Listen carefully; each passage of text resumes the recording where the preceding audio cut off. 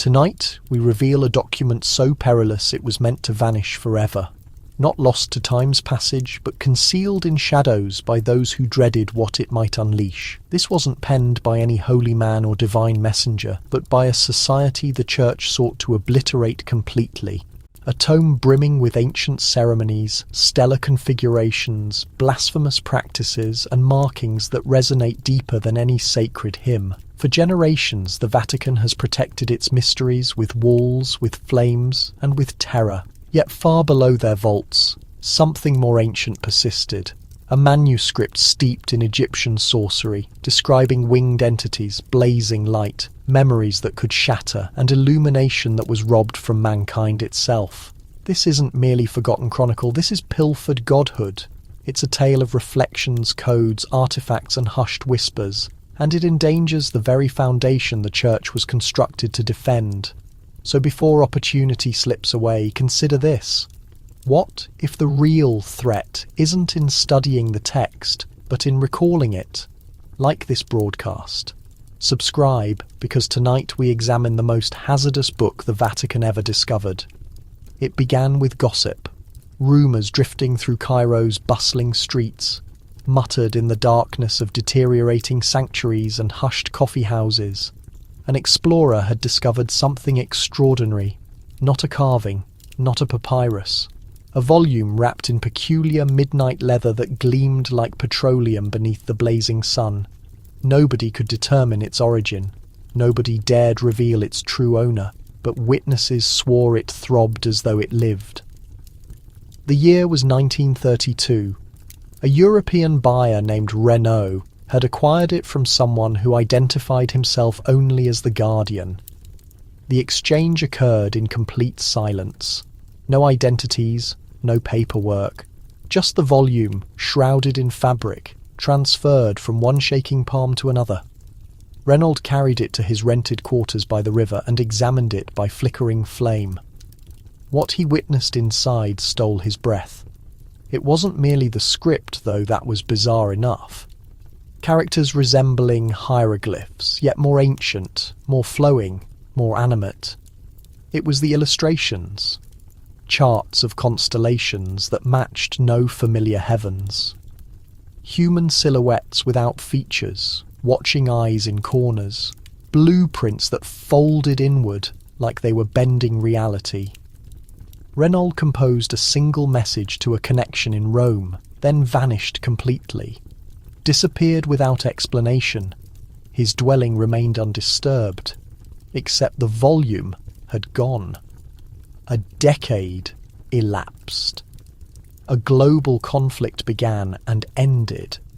Then, in the storage room of an abandoned cloister in Lower Egypt, the book emerged again, concealed beneath fractured stone slabs inside a container sealed with resin and inscribed in Greek, Latin, and something far more primitive. The brothers who uncovered it remained mute. They understood. They dispatched word. Not to regional officials, not to any museum, but to the Vatican. Two figures appeared the following day. They dressed in simple dark robes and bore no credentials. The senior monk was never witnessed again. The document was removed in silence. No pictures, no cataloguing, only the lingering fragrance of burning wicks and something metallic lingering, the sensation you experience when something significant departs a space. In Rome, the manuscript was imprisoned, its existence denied. The Vatican labelled it hazardous, volatile. Some claimed it was hexed, but reality was more disturbing. It wasn't simply what the book contained, it was what it retained, what it refused to release. A reality before Scripture, before the Church, before history was rewritten. The tale should have concluded there, buried behind stone and silence. But it persisted, because sometimes a volume doesn't simply disappear. Sometimes it waits. It waits for someone capable of reading deeper meanings, someone who still recalls what was eliminated. And that's where our story truly starts. The cloister appeared abandoned. Its stone barriers crumbled under desert heat. The crosses carved into sandstone had faded and split, as though containing secrets. Nobody had worshipped there in decades, perhaps centuries. But something below remained expectant. It started when researchers arrived with funding to examine early Coptic Christian remains. Nothing remarkable, just another mission in a territory filled with bones and shattered pillars. But 3 days in, someone detected a hollow resonance, not an echo, a voice imprisoned in stone. They excavated further, cleared sand by hand when instruments seemed too noisy. Then the ground collapsed. Below the cloister lay a concealed chamber, perfectly sealed, decorated with markings nobody could recognize. Not Greek, not Latin, not even hieroglyphs. Something older, something nobody wanted to acknowledge might be genuine. The group hesitated. It felt wrong, frigid, like the atmosphere hadn't shifted in millennia. But curiosity always prevails. Inside, they discovered relics wrapped in fabric that hadn't decayed, items crafted from materials they couldn't identify, a mirror buffed to perfect obsidian surface that showed nothing, a rod carved with spirals that twisted endlessly, and scrolls so fragile they seemed to murmur when handled. But the genuine shock wasn't their discovery, it was their surprise. One scroll contained a marking that corresponded to a piece found previously in the Vatican's own collection. A marking that had never been publicly displayed, that was meant to have been eliminated. Yet here it existed, entombed in Egypt below a Christian monastery, inscribed in a tongue that shouldn't be. The expedition leader wanted to record everything, but 2 team members departed the location without explanation. One reported a vision where the chamber opened by itself and revealed something that left him weeping for hours. The other wouldn't speak at all, simply gathered his belongings and walked into the wasteland. Within days, the site was abandoned. The official statement claimed structural failure, no resources, no entry, nothing noteworthy. But everyone present knew otherwise. The monastery wasn't merely ruins, it was camouflage, and whatever it concealed had been hidden intentionally. Some believe the chamber predates not only Christianity but all recorded civilization, that it belonged to a people erased from memory, a culture that didn't venerate deities but conversed with them, bargained with them, recorded them, whatever the reality is. The Vatican acted swiftly. The location is now forbidden, satellite pictures obscured, files classified. The desert has covered it once more, but not permanently, because sand only conceals what memory abandons. And memory is beginning to stir. The first person to examine the manuscript expected dust and brittle parchment. Instead, they encountered pages that felt like flesh but weren't. Smooth and cold, almost unnaturally perfect.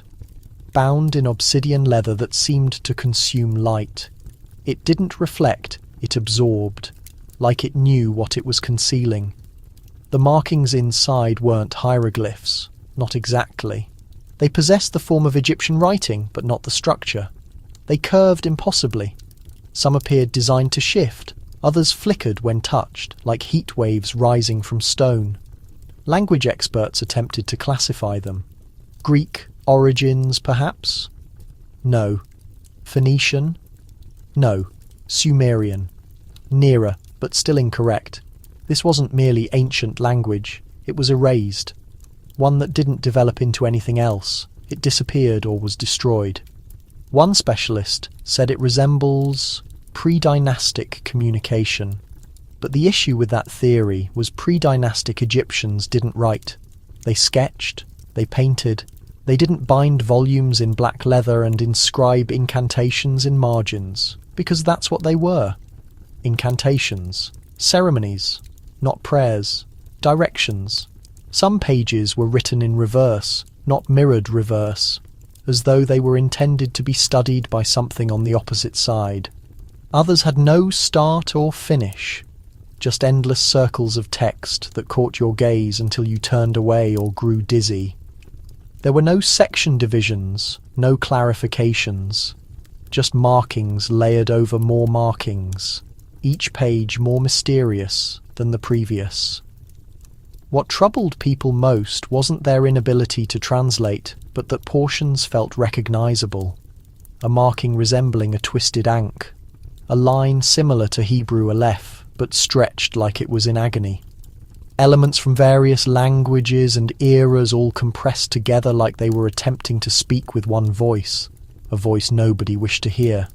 Then there were the margins filled with tiny sketches, not ornamental, documentary images of temples that exist on no chart, celestial diagrams of satellites and stars that orbit emptiness, and faces, countless faces, but none possessed eyes. Just hollow sockets, every face staring directly from the page, each seeming to sense your presence. The Vatican declared the book unstable, said it wasn't secure to store it in the primary archives, that it had to be locked in a subvault typically reserved for cursed artifacts and forbidden texts. But the genuine reason was simpler.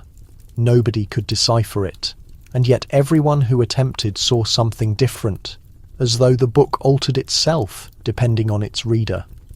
One academic lost his sight after 3 days of examination. Another insisted he could hear the pages breathing during night time. A third simply disappeared. All that remained was his journal, and written on the last page were 4 words. "It's not a book." The initial translator was a professor in Milan, reserved, methodical, renowned for his research on ancient tongues nobody else could interpret. When the manuscript reached his office, he assumed it was just another curiosity.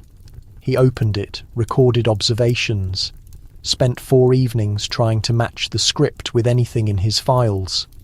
On the 5th evening, his housekeeper discovered him unconscious on the floor. No injuries, no wounds. His heart had simply ceased. The final thing he'd written on his desk was a single phrase, underlined twice, not intended for us. A week afterward, a Vatican linguist assumed responsibility. This one was younger, conceited. He trusted in science, not superstition. He mocked the notion of a curse. He endured 2 days. A security officer found him hunched over the manuscript, eyes wide open, mouth frozen mid-sentence. His lips were crimson. They said it appeared he'd bitten through his tongue. The manuscript was pristine, but someone had scrawled a warning across the margin in fresh blood. "Don't awaken it." By now, people were murmuring. The archivist refused to approach it. One sister claimed she heard voices emerging from the vault, not chanting, not prayer, just breathing, deep, slow, like something dormant was listening, observing. A third translator was brought from Cairo. She was quiet, detached, said she had envisioned the manuscript long before seeing it. She didn't attempt to decode it. Instead, she traced the markings with her fingertips and said they felt warm, alive. She lasted 3 hours. Cameras in the study chamber recorded her gazing at a page without blinking. Then, as if controlled, she rose, walked to the wall, and began inscribing markings in her own blood. When guards intervened, she collapsed. Her final word was a whisper: "Return." The Vatican demanded silence. No media, no revelations. They claimed the deaths were coincidental, natural. But privately, panic was spreading. This wasn't merely an ancient volume. It was acting, reaching out. Theories circulated among scholars that it wasn't meant to be read, that the markings were some kind of key, that reading them released something that had been contained for a purpose. Some began believing it was a trial, that the book only permitted certain people to read it without consequence, people who possessed some forgotten heritage, bloodline. Others said it was a warning, not about history, but about what's coming.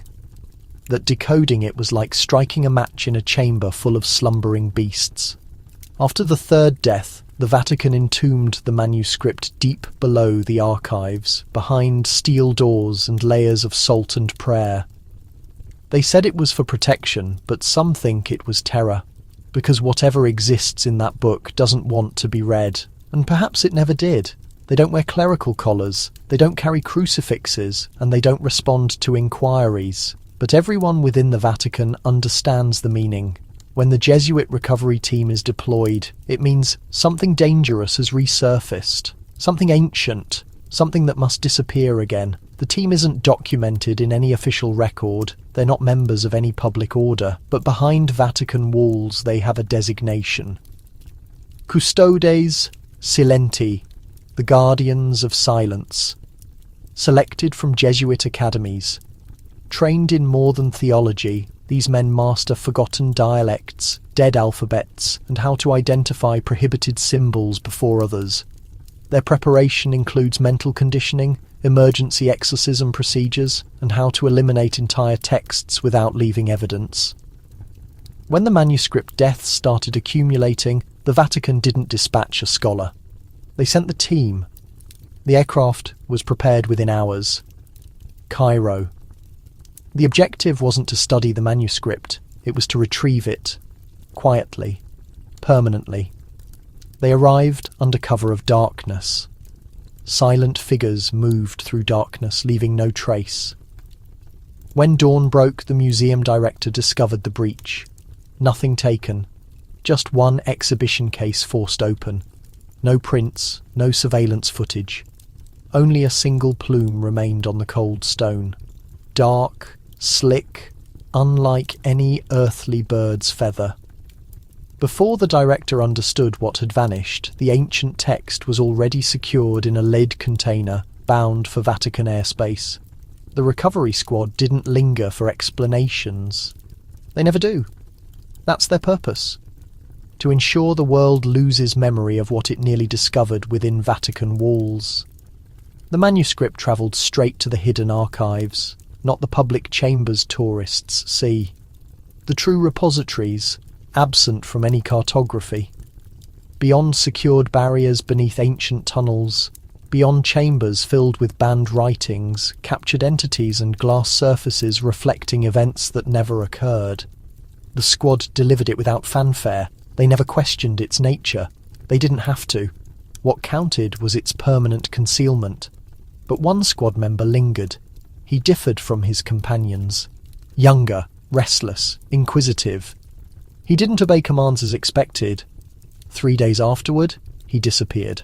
His identity removed from records, his quarters sealed. The others heard he'd returned to religious training, but a sister cleaning floors insisted she glimpsed something scratched on his wall before fresh paint covered it. A single statement: this isn't the first occurrence. The Vatican never admitted the operation. The museum never documented a break-in. And the manuscript? It was secured behind steel barriers and covered with sacred protections. But the Jesuit order knows reality.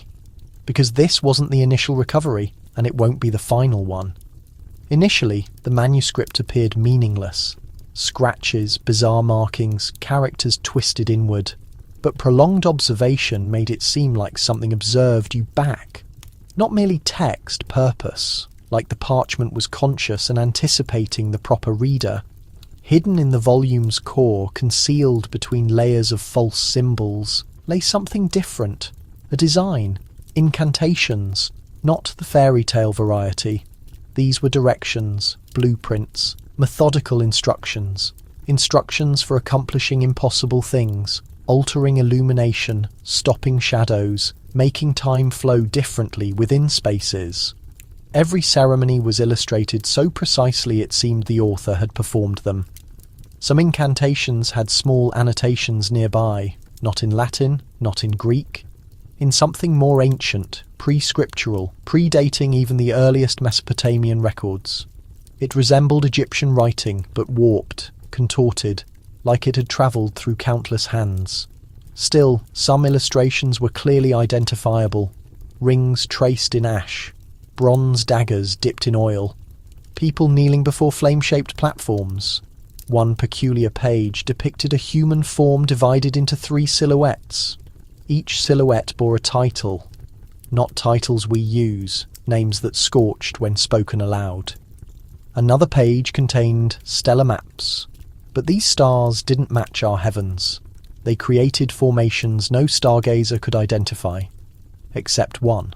The primary star. It existed there, Sirius, the Hound Star. Ancient Egyptians revered it as a portal. The manuscript appeared to concur.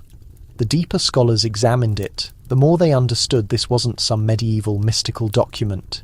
It didn't derive from religion, it preceded it, before scripture, before sanctuaries, before deities had titles. This was the original form of what people would eventually name magic, the fundamental code of faith itself. Some illustrations demonstrated how to separate things, not materially, spiritually. A section detailed removing terror from consciousness and containing it within objects.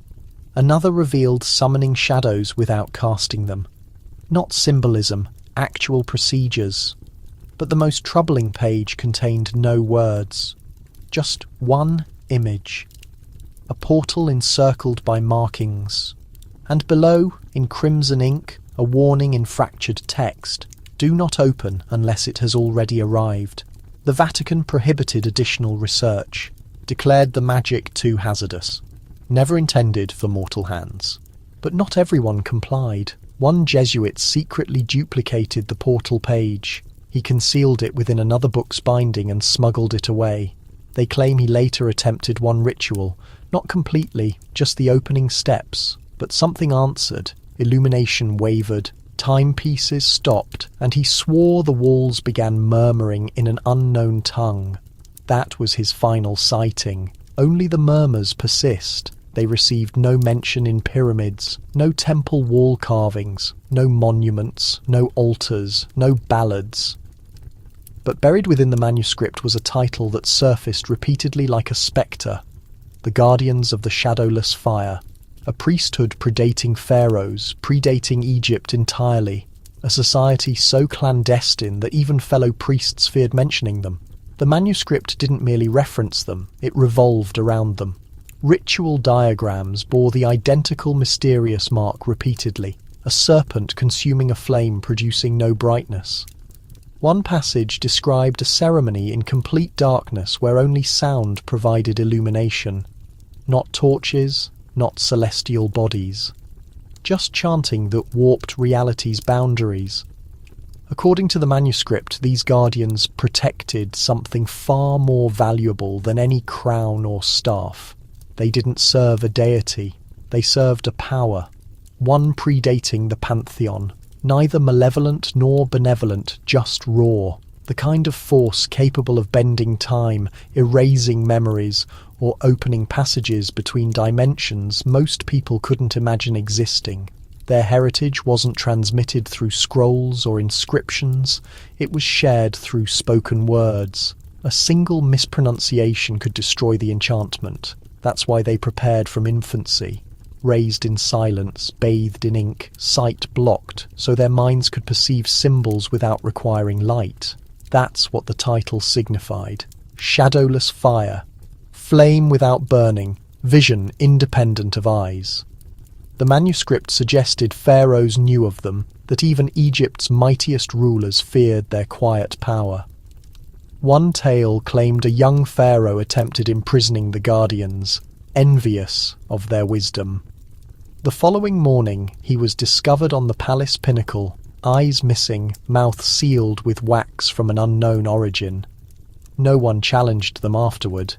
Eventually, as Egypt transformed and foreign powers conquered, the guardians vanished from memory. But the manuscript claimed they didn't perish. They went underground, some into wastelands, some into tunnels beneath forgotten cities, waiting, guarding what they called the ultimate word, a phrase so potent it could unmake existence if uttered by improper lips.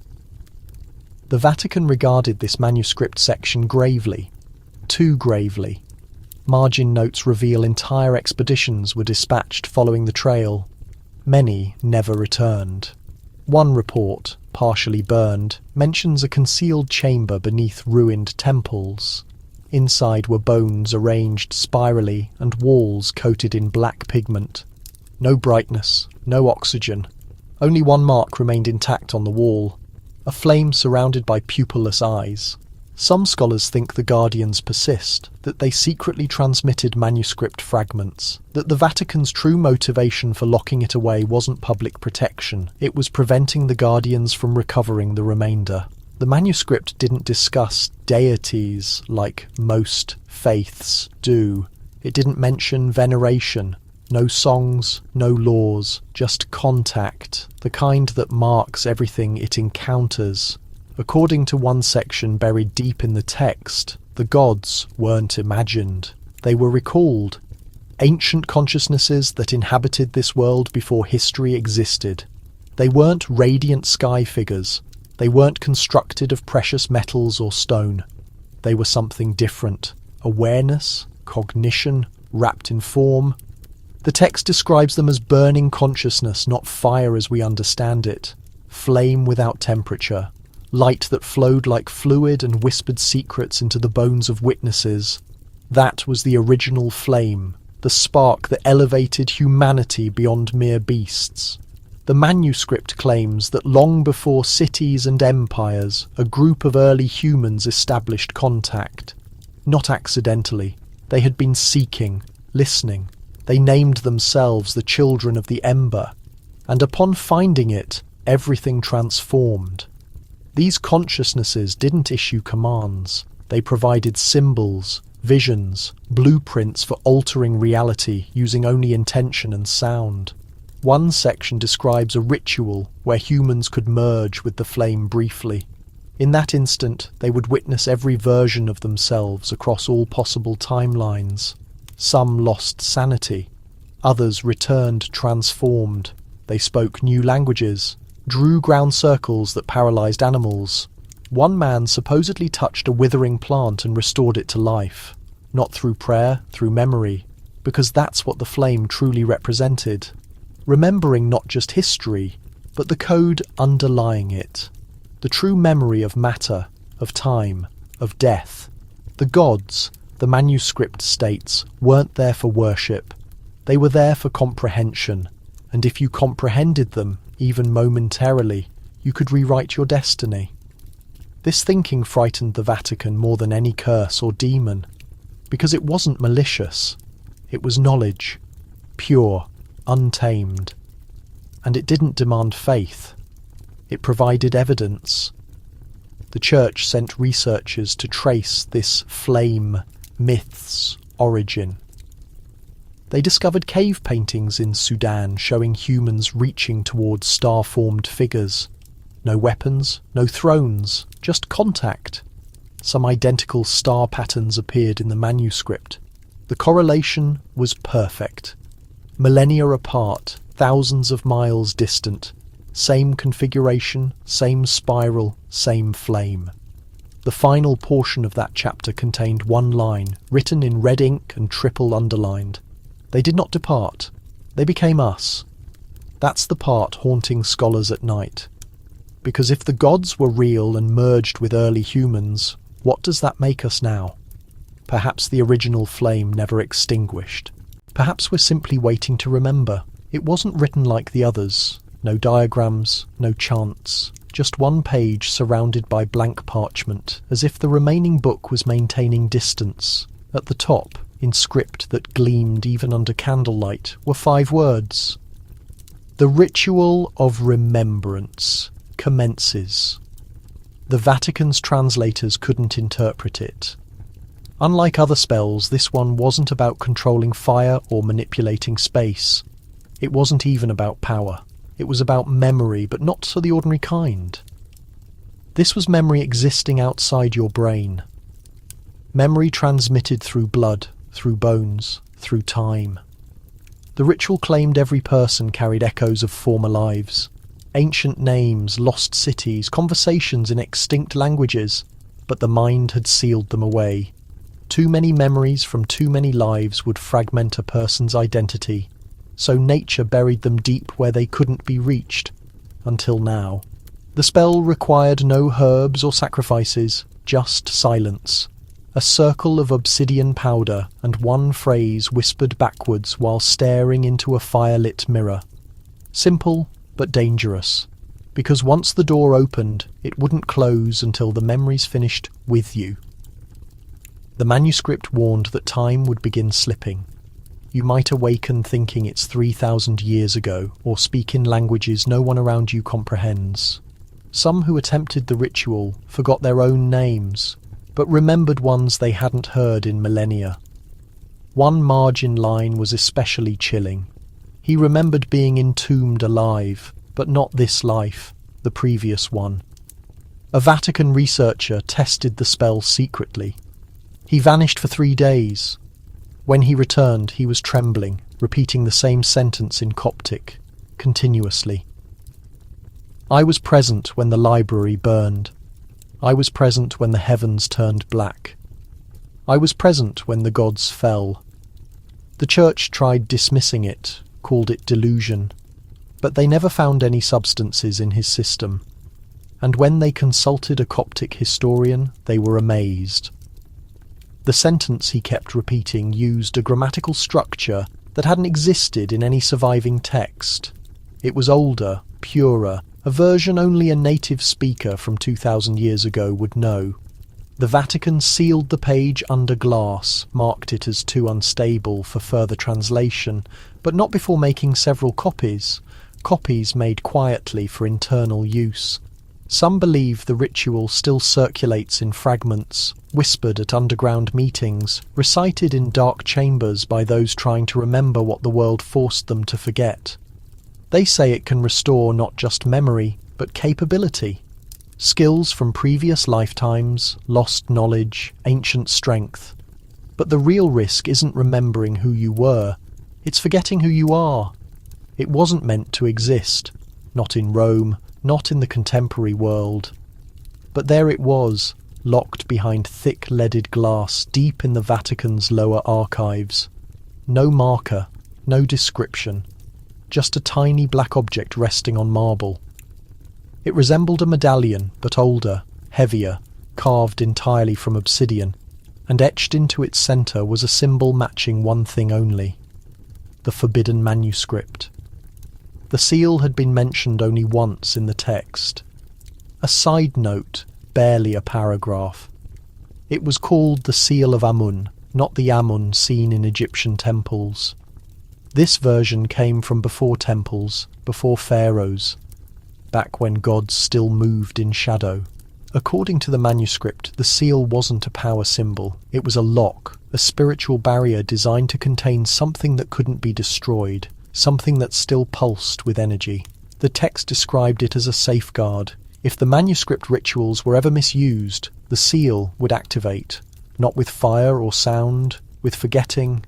It would erase spell memory itself from nearby minds. Entire ceremonies lost instantly. Entire languages wiped from human consciousness. The seal didn't destroy knowledge, it concealed it. No one knew how the Vatican acquired it. Some say it was excavated near Thebes and quietly transferred by a Jesuit operative. Others think it had been in their possession for centuries, even before the manuscript emerged. What shocked researchers most wasn't its material or shape. It was the fact that the seal still functioned. Security footage from the archive showed something unusual. Every week, a priest would descend to the vault with a notebook. He'd observe the seal for minutes, write something down, then leave. But when investigators examined the notebook, every page was empty. Not erased, just blank, like the pen had never contacted paper. Even more disturbing, the priest had no memory of his visits. When asked about the seal, he looked puzzled, said he'd never heard of it. That's when they realised it wasn't just legend. The seal was active and performing exactly what the manuscript claimed it would do. Later tests showed mild electromagnetic pulses surrounding the object, but from no power source. It pulsed at irregular intervals, almost like it was responding to something. Or someone.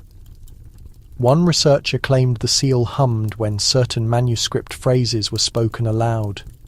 They stopped reading after that.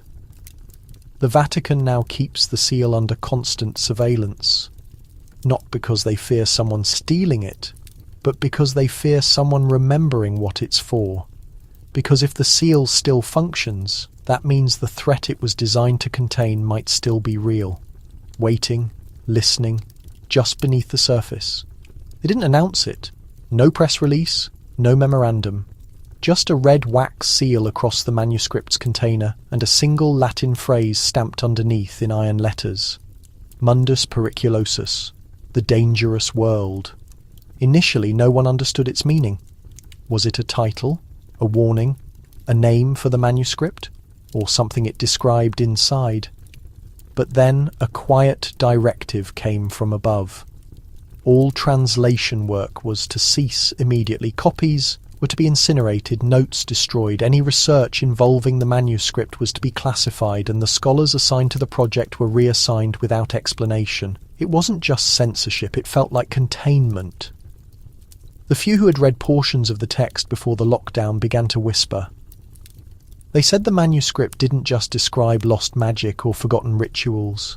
It described a completely different version of reality. A reality where language could bend matter, where memory could shape the present, where ancient beings weren't worshipped because they were gods, but because they were terrifyingly powerful scientists who had once ruled Earth like a living laboratory. The Vatican had seen enough. Somewhere between the chapters on resurrection and the section on mirrored time, someone high up decided the truth was too dangerous. Not just spiritually, structurally. If people believed this manuscript, it could unravel not just faith, but the very fabric of what we call history. That's when they changed the classification from historical artifact to theological threat. Even the name they gave it, Mundus Periculosus, wasn't chosen lightly. It came from a suppressed text written in the 1400s by a monk who claimed to have seen visions of the world beneath this one, a place not of fire or punishment, but of knowledge too dense for the human mind to carry. According to him, accessing this world meant risking madness, or worse, remembering what humanity had chosen to forget for its own safety. The phrase had only appeared once in Vatican records before. Now it was back, branded onto a manuscript, wrapped in obsidian leather and filled with words no one wanted to read out loud anymore. Behind the scenes, a different kind of order was unfolding. Security on the vault was increased. Scholars who glimpsed even tiny portions of the ancient text found themselves transferred to remote locations or forced into extended leaves of absence. One reportedly attempted to recreate a ceremony from what he could remember and spent 3 full days speaking in tongues of a civilization long dead before he collapsed from complete exhaustion. These days, nobody discusses the document in the open. People refer to it only through abbreviations or coded names. The manuscript, the fire text, the Book of Unremembering. Yet anyone who's ever worked within those sacred halls knows precisely what lies hidden and what power it possesses. The Church didn't seal it away because the contents were fabricated. They buried it because the revelations might actually be real. And when truth gets buried deep enough, it doesn't simply vanish. It lurks. And occasionally it calls out. The discovery was tucked away in the margins, not within the primary document itself, but inside the Vatican's own internal paperwork. A casual mention, barely worth a footnote in files dealing with relic categorization. 3 Latin words scrawled in cramped handwriting. Ordo Obscure, Eclipsi, the Eclipse Brotherhood.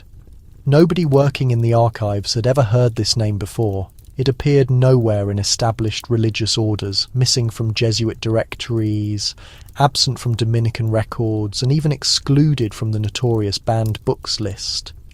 Yet their mark continued surfacing, pressed onto reports concerning Egyptian antiquities, hastily written on notes about restricted storage permissions, and consistently connected to one central purpose: the elimination of mystical wisdom. Most view the Vatican purely as a spiritual institution, but operating in darkness, it serves another function entirely. Not everything gets saved for posterity. Certain things get concealed, particular truths get hushed. That's precisely where the Eclipse Brotherhood operates. Based on recovered evidence, this clandestine group wasn't established to safeguard religious beliefs, but to preserve the facade of accepted history. Their emblem was elegantly simple, a dark circle containing just a sliver of brightness, an eclipse, a reality intentionally obscured. The Brotherhood traces back to the 1600s at minimum, though some insiders suspect it originated much earlier, potentially immediately following Constantinople's conquest. Their purpose was locating all writings, relics, and spoken traditions connected to what they termed pre-scriptural influence. Simply put, Egyptian sorcery, particularly anything linked to the guardians of the eternal darkness. These weren't religious brothers. They weren't even conventional priests. They were skilled scholars, language experts, and occasionally spiritual warriors. Their responsibility extended beyond merely concealing objects. They existed to destroy understanding, alter interpretations, insert misleading notes, mistranslate crucial passages, ensuring that even if someone discovered fragments of reality, they'd never grasp what they were actually examining. A stolen report detailed one of their missions in Egypt during the Great War. A secret chamber was uncovered beneath a crumbling sanctuary. Within lay papyrus scrolls predating the earliest dynasties by hundreds of years. One team member made the fatal error of vocalizing a partially decoded hieroglyph. He died within mere hours. The remaining scrolls were incinerated, the location was deliberately flooded, and the lone surviving operative returned to Rome carrying just one phrase, carved in granite. They recalled everything. The Brotherhood's tactics were methodical. They didn't simply eliminate things from existence. They guaranteed those things would be erased from memory. Texts rewritten, burial sites relocated. Legends transformed into moral stories. They grasped something most organizations missed. That ancient Egypt's true strength wasn't found in its massive structures. It was contained in its collective memory, and the eclipse existed to delete it completely. Even now, the Vatican refuses to confirm the Brotherhood's existence, but their symbol continues appearing, still marked on particular containers, still whispered about in forbidden libraries. Because certain darkness never fades. Some shadows were created to endure eternally, and if the Brotherhood remains operational, it suggests they believe the threat hasn't passed. It's merely been dormant, they claim. It isn't actually a word in any traditional sense. Not the way we typically understand language. It's closer to a resonance contained within breath, a tone that moulds the very fabric around it. Within the manuscript, hidden deep among sketches of reflected pyramids and charts of unseen dimensions, there's a section discussing the original name of the divine, not the familiar ones from worship or holy books, not Yahweh or Adonai or even the sacred four letters. This was something more ancient, something concealed, something deliberately erased. The section is inscribed in symbols that confuse the mind. Characters that curve inward and alter form based on your viewing perspective. Academics debated for countless weeks about whether it should be interpreted forward or backward. But one element became undeniable. The name it referenced wasn't simply a designation, it was an instrument. The text explains that this name was spoken just once at creation's dawn. A sound so flawless that it didn't merely resonate through existence, it established it. Reality, dimension, energy, substance, everything arranged itself around this singular utterance. It served as existence's fundamental design, and then it disappeared. Some claim it was concealed by divine beings to shield us. Others think it was stolen from humanity because we lacked readiness. But the manuscript suggests something different, that the name continues existing just beyond temporal boundaries, like a wavelength we've lost the ability to detect, and that whoever recalls it could transform everything. Not through supernatural means, through remembrance. The Vatican labelled this portion of the manuscript the most spiritually hazardous section, because if accurate, then the divine isn't some remote entity, but a formula. And if that formula can be pronounced, then reality can be restructured, not in stories, in actual time. This prospect horrified them. One margin note from a Vatican interpreter described a recurring dream. After transcribing the name's sound structure, he claimed he dreamed of a vast library containing no volumes, only reverberations. And every reverberation repeated identical words in various tones. Speak it, and existence will lose itself. Another clergyman went beyond that. He attempted to voice the opening sound. Just that first part. Observers reported the atmosphere around him shattered like crystal. He fell unconscious and never uttered another word. The institution acted swiftly. That manuscript section was locked behind multiple barriers. The pronunciation instructions were eliminated. Even the writing fluid used in the original text was examined. It held a colorant found nowhere else in documented history, as though the page itself resisted being recalled. But some think portions of the name still exist, hidden in traditional songs, in designs carved into holy sites and carried by desert breezes. Fragments of a mystery meant to remain divided, because if the complete name is ever vocalized again, time could collapse, reality could flicker, and we might discover ourselves existing not in our familiar world, but in the previous one, the realm shaped by that single utterance. In sanctuaries predating recorded history and burial chambers carved deep into cliffsides, ancient Egyptians depicted their deities with characteristics that match nothing human. Elongated craniums, orbs like blazing stars, digits impossibly slender and unnaturally numerous. These weren't merely stylized illustrations. The specifics were too uniform across generations. Various ruling periods, different kings, identical forms, identical unusual measurements, identical gaze. The orbs were consistently what drew attention first. Enormous, perpetually open, seemingly luminous. Some displayed radiating lines like concentrated beams.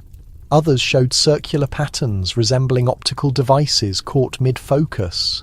They weren't representations of sight. They were representations of observation, and they appeared constantly.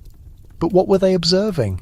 Some theorize these depictions weren't deities whatsoever, that they represented something entirely different. Travelers, perhaps, or entities from a dimension that isn't located above us, but alongside what we perceive as reality. Scholars dismissed it for decades, claimed the artwork was metaphorical, insisted the cranial shapes were cultural preference or binding practices. But nobody could justify why noble offspring displayed identical characteristics, or why specific preserved remains revealed skulls that couldn't belong to modern humans. The manuscript doesn't identify them, it simply calls them the ones who came when illumination shifted. It claims they didn't communicate through speech but through consciousness, that they instructed ancient priests in aligning sacred structures with celestial roots invisible to others. They created maps of locations beneath the ground and beyond the heavens, destinations nobody has managed to locate since. Certain carvings depict them holding unusual instruments, not ceremonial staffs or crosses, but rods ending in coils or orbs. One mural shows a deity pressing a luminous disc against a human's forehead, like transferring knowledge, and the human's orbs transform to golden. There's a tale concealed within a lost sacred song. It speaks of a ruler who gazed into the orbs of one such being and recalled something. Not a former existence, a former reality. A realm where matter yielded and illumination possessed substance. He devoted his remaining years attempting to return there, and upon his death he requested burial inverted toward the constellations. The Vatican's files reference similar entities in documents secured within the Jesuit collection. Different titles, identical orbs, always observing, always silent. Some investigators believe the extended skulls and brilliant orbs represented more than mere physical traits. There were omens, portents perhaps, suggesting we weren't the pioneers. That another consciousness once graced this world and abandoned fragments of itself behind. Not within technology, but in recollection. And if those vigilant gazes persist, perhaps they're anticipating whether we'll recall what we witnessed when we initially gazed backward, before the dust concealed it, before ages obscured it, before we overlooked that the mighty deities might never have been divine at all. Simply gazes that never rest, hidden somewhere within the ancient text, beneath strata of coded glyphs and weathered ink, lies a solitary creased manuscript. It's not an incantation, it's not an alert, it's a chart, but not of terrain or celestial bodies. It's known as the geography of the soul, and what it professes to chart isn't a location, it's the spirit. In pharaonic Egyptian understanding, the soul was one component of human essence, the component that contained recollection, longing, selfhood, the component that remained after passing. Most believed it simply lingered beside the burial chamber, but this blueprint reveals something far more intricate. Directions, passages, rings and coils. It resembles a labyrinth, but it's not accidental. Every corner appears intentional, every route bordered with glyphs that recur throughout sanctuaries, papyri and visions. At the summit of the chart, a small figure stands within, a human outline. That's existence. Common, conscious existence.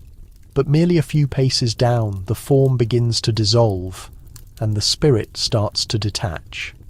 The blueprint depicts the essence entering something termed the realm of contemplation, a dimension between cognition and demise.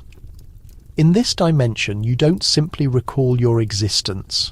You recall alternative existences, ones you've experienced previously, ones you might experience again. Further down the route, peculiar, mysterious titles emerge. The Chamber of Reflections, the stream that flows in reverse, the sanctuary without entrances. Each one is designated with glyphs that correspond to discoveries in burial etchings and on coffin covers. But they've never been arranged in sequence like this, never linked as an expedition. The text implies this wasn't merely legend, it was guidance. Academics who've examined the chart claim it resembles something like a mental instruction guide, that it's not simply about passing, but how to traverse recollection itself, how to reach the profound strata of awareness where time curves upon itself, locations where dreams transform into passwords. One Vatican scholar observed a sentence repeated throughout. He who understands the foundation does not dread the cycle. It suggests that passing isn't a conclusion, it's a circuit, a mechanism, and that with proper wisdom, the spirit can select its route. It doesn't need to lose memory. It doesn't need to begin anew. What makes this more disturbing is that sections of the chart align with contemporary brain imaging. The coil at the diagram's centre mirrors the formation of the hippocampus, the brain region connected to recollection. How could a chart drawn millennia ago possess that knowledge? Perhaps the guardians of the eternal flame weren't merely clerics. Perhaps they were voyagers, not of territory or ocean, but of consciousness. Perhaps they mapped the spirit the way stargazers mapped constellations, not because they feared passing, but because they sought to retrieve something, a recollection, a communication, or perhaps, just perhaps, an escape from the pattern. The Vatican secures the chart sealed, not because it's hazardous to observe, but because once you perceive the route, you begin to identify it. In slumber, in instances of familiarity, in the quiet between your cognitions. As though it was perpetually present, awaiting your remembrance. In the concluding portion of the text, immediately following a segment filled with bizarre illustrations of flameless torches and hovering gazes, there's something that doesn't resemble an incantation or an alert. It resembles a route, a vertical route. 7 tiers, layered one above another, joined by slender rays of illumination. At the summit, something blinding. At the base, something fractured. The manuscript terms it the Stairway of Illumination. Unlike other segments that overflow with glyphs and cipher, this one reads like instructions. Each step of the stairway has a designation. The initial portal is termed consciousness. The following is recalling, then understanding, then dividing. Beyond that, designations begin to merge into glyphs too archaic for any recognized language. But the directions are clear. Don't ascend this stairway with your form. You ascend it with your intellect. The text describes it as a type of internal elevation, not through worship, not through faith, but through deliberate acts of remembrance. The initial phase is recognition of your own cognitions, then recollections that don't seem like yours.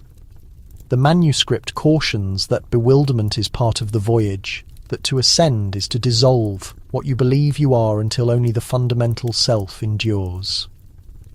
What's peculiar is how alike these phases are to early Christian mystical compositions. In overlooked monastic texts and obscure scriptures, never sanctified, there are resonances of this stairway, depictions of a spirit ascending through phases of enlightenment. Holy ones and hermits spoke of abandoning their forms floating above themselves, witnessing illumination so brilliant it possessed mass. Some claimed they heard melodies with no origin, others claimed they were revealed the authentic designations of things. The Egyptian text precedes these compositions by centuries, but the imagery is matching: the stairway, the illumination, the steps formed of recollection and stillness. Some believe the early congregation didn't create its mysticism, it inherited it and concealed the source. The Vatican's confidential observations on this segment mention a monk named Erasmo who attempted the complete elevation. His compositions were seized, his chamber sealed. He had written that the stairway wasn't metaphor, that the intellect, when driven to its boundary through isolation and particular phrases whispered rhythmically, could disconnect. He termed it the gentle exit. He claimed he witnessed the summit of the stairway, and what existed there didn't resemble paradise. It resembled a reflection. The concept that the spirit can rise through levels of self until it encounters itself is ancient but perilous, because it doesn't require a cleric or a congregation or even a deity, just a technique, just the proper sequence of cognitions, breathing and stillness. The text doesn't term it salvation, it terms it harmony.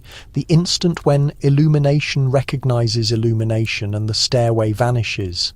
Because you realize it was never a construction. It was a reflection of where you already existed, of who you've always been. Deep beneath Vatican City, far below the marble surfaces and golden ceilings, there's a tier of the archives that doesn't appear on any official chart. Most individuals know about the Vatican Library, and some even murmur about the secret archives. But almost no one outside the highest circles has heard of the dark repository. Its actual designation is inscribed in Latin above the sealed entrance. Anima externa, the external spirit. It's not a chamber, it's a succession of rooms, each more frigid than the previous. The barriers are dense and moist, reinforced with stone from the original catacombs. Access is limited to a handful of individuals who bear no identities, only positions. The keys aren't electronic. They're ancient, sculpted from bone and volcanic glass, stored in containers, protected like sacred weapons. Inside the repository, the Church doesn't preserve gospels or admissions. It preserves dangers. Scrolls too hazardous to eliminate, artifacts too powerful to exhibit. Among them are objects that don't correspond to any known era of Christian history. Scrolls covered in primitive hieroglyphs, beetles preserved in gold and amber. And a mirror so aged, the silver has disappeared from the glass, leaving behind a reflection that always appears to observe back. One document is labelled simply Ritius Luxor. It describes ceremonies performed in the shadow of the Temple of Ammon, long before Christ was born. The ceremonies involve glyphs etched into flesh using dark oil and gold powder.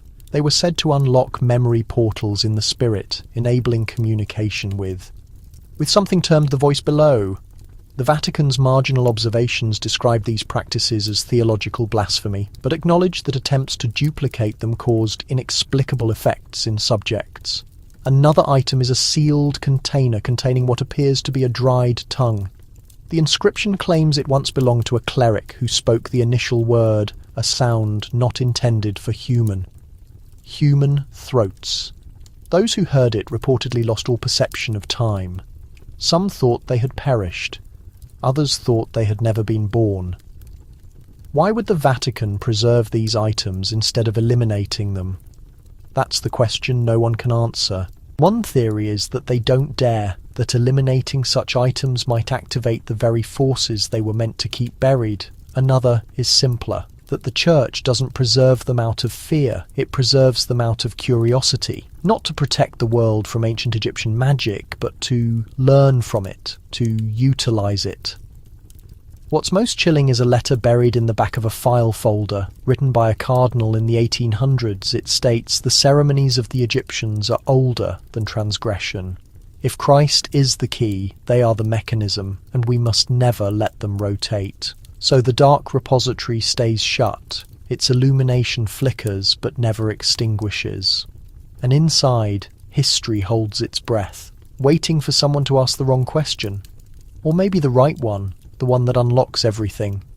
There's a page in the text that academics still murmur about in private. It's not lengthy, maybe a few hundred words, but what it describes disturbs even the most hardened researchers.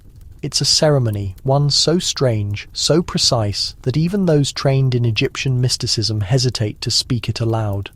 The manuscript refers to it as the summoning of the reflection, and it centres around an object called the Mirror of Ra.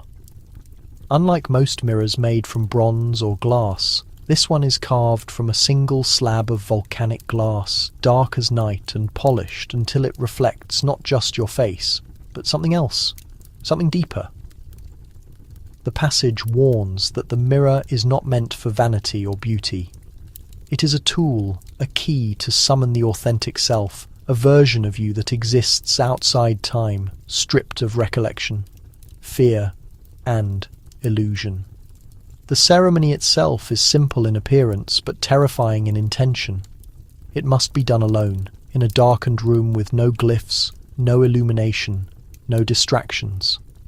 The volcanic glass mirror must be placed at eye level.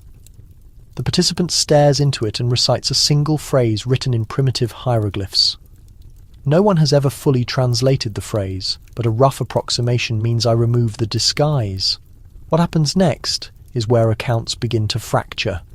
Some say the mirror shows not a reflection, but a shadow that moves independently. Others say it reveals forgotten recollections, moments you've tried to bury so deep. Even your own intellect forgot they existed. A few claim that if you look long enough, the mirror blinks. Not you, it. The Vatican file on the Mirror of Ra includes a warning scrawled in red ink. The subject cannot be trusted. Post-ceremony. That one sentence has led to countless theories. What does it mean to summon your authentic self? And why would that self be dangerous? In Egyptian legend, Ra is the sun deity, the one who travels through the underworld each night to battle chaos and rise again in the morning. But this ceremony has nothing to do with the sun. It's about darkness, about facing what lives beneath your surface. One cleric's observations, written in trembling Latin, describe a test subject who performed the ceremony and claimed they awakened afterward. When asked what that meant, the subject simply said, "I was slumbering before. This is the actual world." No one could explain why their voice echoed oddly in the recording, or why their gazes didn't match the pre-ceremony photos. Since then, the Vatican has kept the Mirror of Ra locked away, not eliminated, just sealed. Maybe they're afraid of what it might reveal, or maybe they already tried it once and didn't like what they witnessed. Because the most frightening thing in the world isn't a demon or a ghost, it's the truth staring back at you and realising it's not really you at all. There's a passage buried deep in the text that doesn't talk about deities or spells or secret artifacts. It talks about forgetting. Not the kind that comes from old age or trauma or the passing of time. No, this was something else. A ceremony, a deliberate act. And if what the manuscript states is true, then much of what we've lost from the ancient world wasn't taken by flame or conflict, It was erased on purpose. The manuscript describes something called the columns of forgetting. According to the text, these weren't physical columns like stone monuments or towers. They were instants, events, carefully constructed, established ceremonies carried out by clerics who didn't worship any one deity but served a darker purpose. Guardians of silence. Their role wasn't to remember, it was to make the world forget. The ceremony went like at certain sacred locations, usually beneath sanctuaries or near water. A group would gather, always 7, always masked.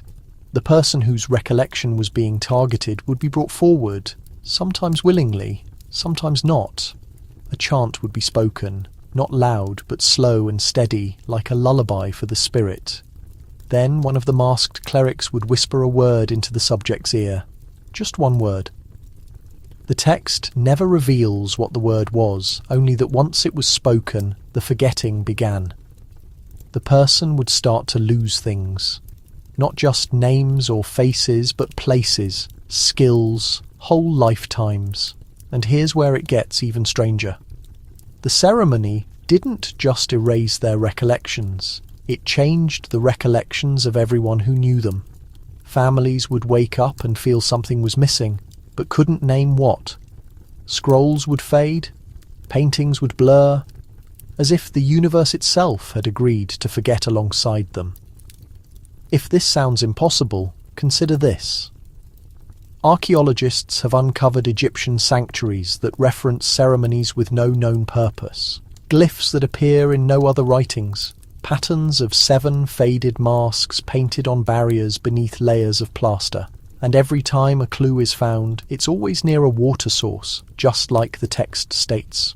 The Vatican reportedly tried to recreate the ceremony in a controlled environment sometime in the 1940s.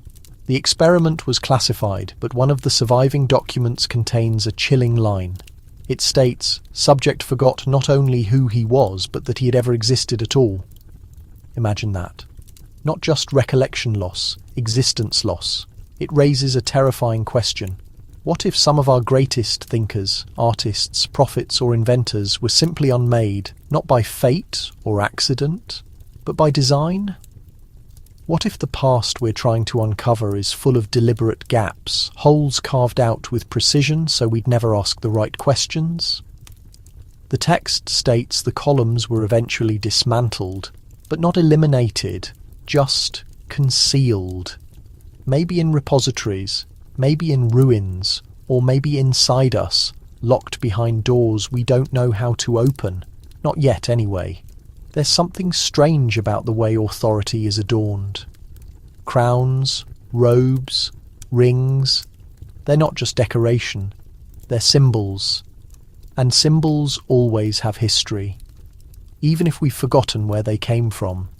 Take the mitre, for example, that tall split headdress worn by bishops during ceremonies. Most people think it's just part of religious tradition, but the text offers a very different story, one that traces the mitre back to the burning sands of ancient Egypt, to a crown shaped like a serpent.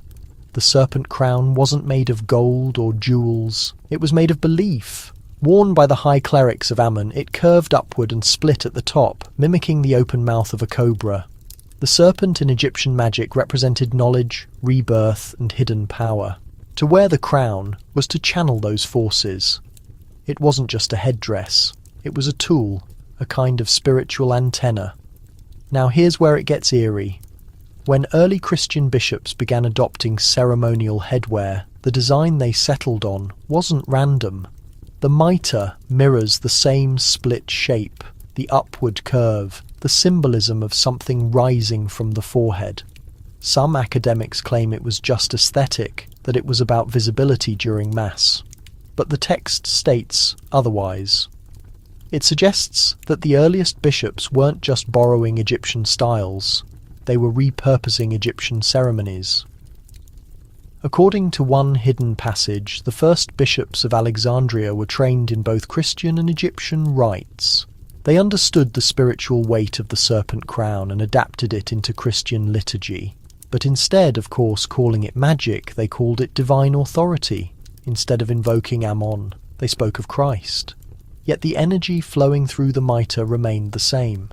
It was about control, not just of people, but of recollection and mystery. Somewhere along the line, the origin story was buried on purpose. The Vatican archives reportedly contained blueprints showing the evolution of the crown across centuries, from the serpent's hood to the bishop's mitre. And hidden among those pages are warnings that the glyph still holds power, that whoever wears it must be careful what they carry in their thoughts during Mass, because the crown does not forget. Even today, some high-ranking clergy refuse to wear the master mitre, not for fashion reasons, but because of what it might awaken. There are rumours of clerics who, while wearing it, began to speak in ancient languages, or see visions of sanctuaries that no longer exist.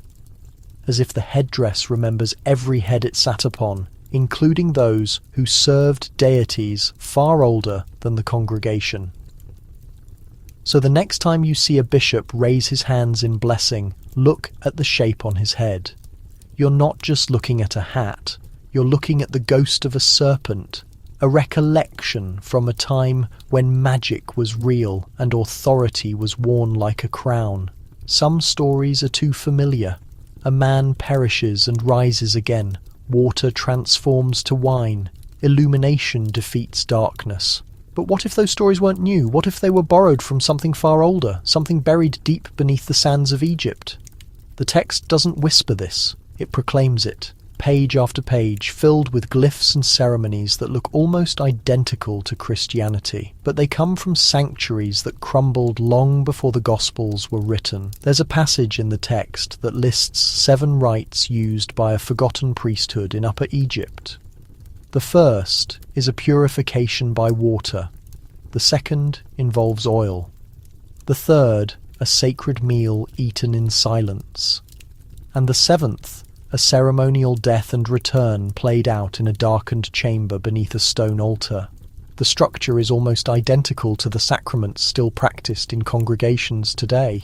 But here's the thing, these rites were recorded more than 1,000 years before the time of Christ. It doesn't stop there. The text describes robes stitched in specific patterns, marked with crosses and suns and gazes, glyphs worn by the clerics of the sanctuary of Osiris. One ancient garment displays a sasha, wound 3 times around the waist, mirroring the cords found in specific Christian monastic traditions. There are sketches of the Ankh as well, Egypt's symbol of life raised in benediction. Its form bears striking similarity to the cross, but crowned with a circular loop. Christian missionaries arriving in Egypt occasionally wore this symbol, confusing it for a regional variant of the crucifix. Perhaps they recognized exactly what it represented and gambled on others remaining ignorant. The document describes this fusion as the Grand Concealment, a historical moment when one belief system was layered over another. When sacred sites transformed into churches, when deities became saints, and when symbols once used to channel primordial forces were rebranded as sacred ornaments. Even Christianity's halo, that luminous circle surrounding saints' heads, shows up in Egyptian burial chambers as a solar disk crowning their gods. It represented divine essence centuries before it signified sanctity. And here lies what Vatican officials prefer left unspoken. The manuscript indicates this wasn't organic development. This wasn't coincidental overlap. This was calculation. A methodical, intentional movement to absorb Egypt's spiritual framework and obscure their true origins beneath layers of religious teaching. So when common people bowed in worship, they unknowingly repeated ceremonies once offered to Isis, Horus, or Ammon. Several early church leaders penned concerns about this, that too many believers continued thinking through Egyptian concepts, that while temples had crumbled, their essence persisted within new church customs. Those correspondence were also concealed, stored in forgotten monastery alcoves and misclassified under obscure references. The manuscript terms it appropriated sanctity, a robbery not of treasure or artifacts but of recollection.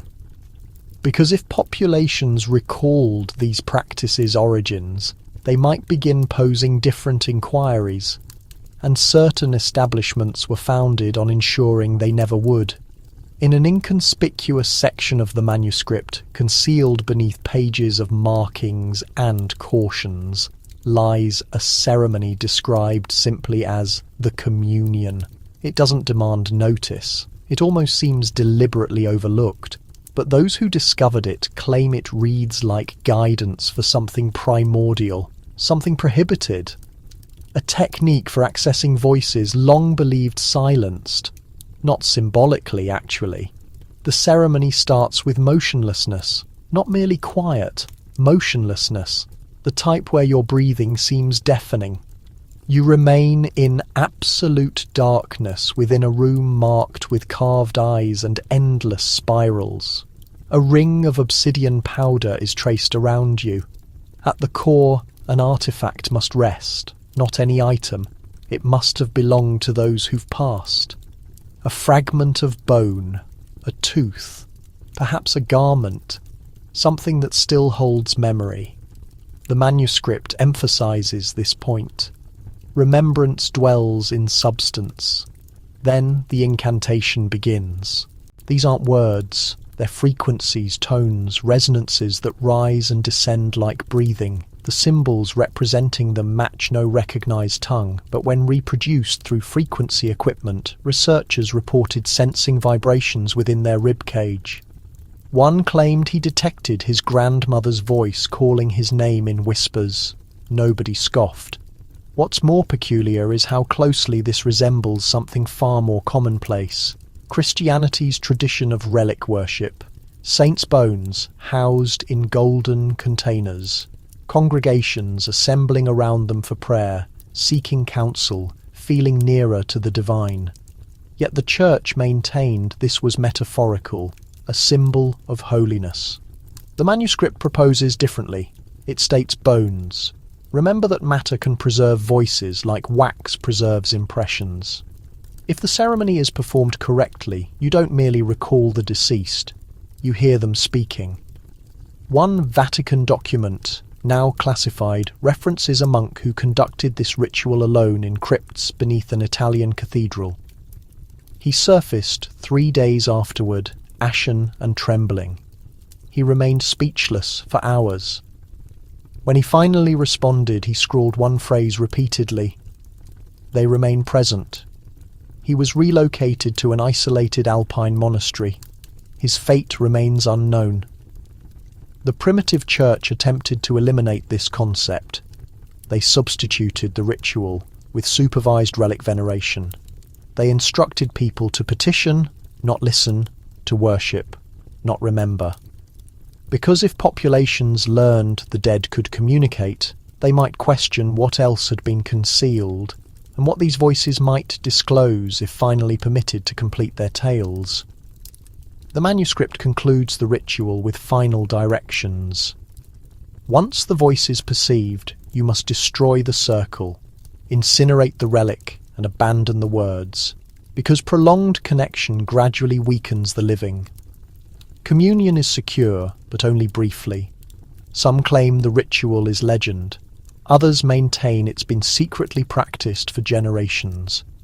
But one truth remains clear. Memory in antiquity was never simply contemplation. It was presence, voice, resonance. Waiting within the manuscript's deepest sections, positioned between weathered star charts and incantations carved in extinct languages, there's a passage that seems misplaced. It portrays a sanctuary, not in Jerusalem, not in Rome, but at Philae, the isle that housed Isis's magnificent temple. And within that sanctuary, something extraordinary reportedly manifested. The text describes radiant entities descending through golden beams. Their gaze was inhuman. Their features flickered like flames. Their wings, indeed wings, were crafted from something resembling liquid glass and moved soundlessly. The priests named them flame bearers. Others called them sky voices. But these descriptions demand attention. These weren't Egyptian deities as traditionally understood. They represented something different, something more ancient or perhaps more recent, and the term used to identify them in marginal notes, inscribed by a later hand, transforms everything. Malachim, angels. That word has no place in ancient Egyptian writings. It derives from Hebrew meaning messenger. In Christian texts, angels deliver warnings, execute divine commands, or safeguard holy individuals. But in this narrative, these beings aren't merely messengers, they're instructors. The manuscript asserts they taught Isis's priests to transform sound into force, to unlock consciousness like a gateway, to transcend physical form without perishing. Within the temple, they weren't worshipped, they were followed. The priests constructed underground chambers where these beings would appear.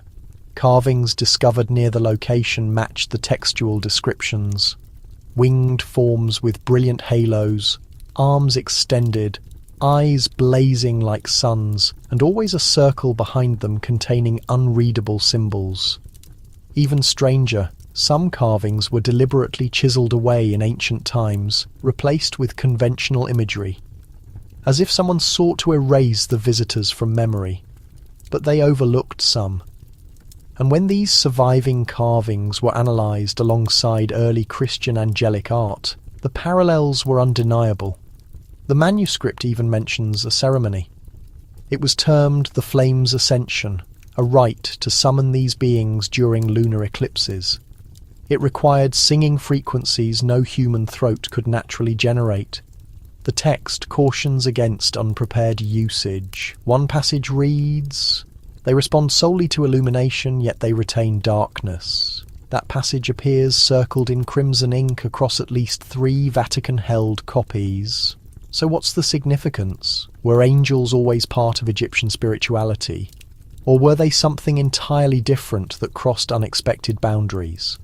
The Church has traditionally claimed angels are distinctly Christian or Judeo-Christian. But if this manuscript speaks truth, those glowing figures adorning stained glass may have first stood beneath hieroglyph-carved pillars, guarding not heaven, but something buried far beneath it. And perhaps, just perhaps, they never departed. They termed it conservation, defense, the protection of souls. But reality appears different when you trace missing scrolls, incinerated libraries, and rewritten documents. Concealed within European monastery archives are century-spanning reports of ancient Egyptian manuscripts quietly vanishing, of entire temples being stripped of their decorations, of texts being seized not for study but for concealment. It didn't begin suddenly. Initially, the early church simply disregarded the ancient magic.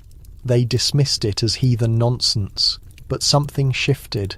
Something must have changed behind private doors, because suddenly records reveal coordinated action. A strategy. From Alexandria to Rome, commands were issued.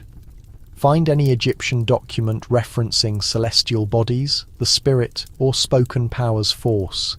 Extract it, substitute it, eliminate it if required. In one record, dated to the 12th century, a Jesuit researcher writes of obtaining a scroll titled Thoth's Breath. He notes its discovery in a sealed chamber near Luxor and its contents regarding memory restoration and spiritual projection. The scroll reached the Vatican and disappeared from all mention. In margins, someone later inscribed a single Latin warning: Periculosum est, it poses danger. Another correspondence from a 14th century monk protests that texts are being removed from libraries under claims of heresy, only to vanish completely. He describes one particular volume written in lustrous ink that seemed to shift under candlelight. That book also was confiscated, no justification, no return. Eventually, the campaign intensified. Egyptian deity statues were mutilated, temples converted to churches. Knowledge conflicting with the new creation timeline was branded blasphemous. Magic was condemned as demonic. And memory, authentic memory, was supplanted with doctrine. Yet here's the peculiarity privately. Some church academics seem convinced these texts possess genuine power, not symbolic, but actual.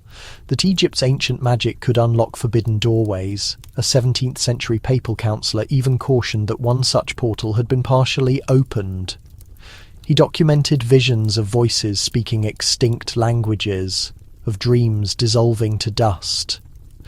The conflict wasn't merely against Egypt, it was against Egypt's remembrance, against an era when humans walked alongside luminous beings, when the soul was charted like constellations, when speech itself could reconstruct reality.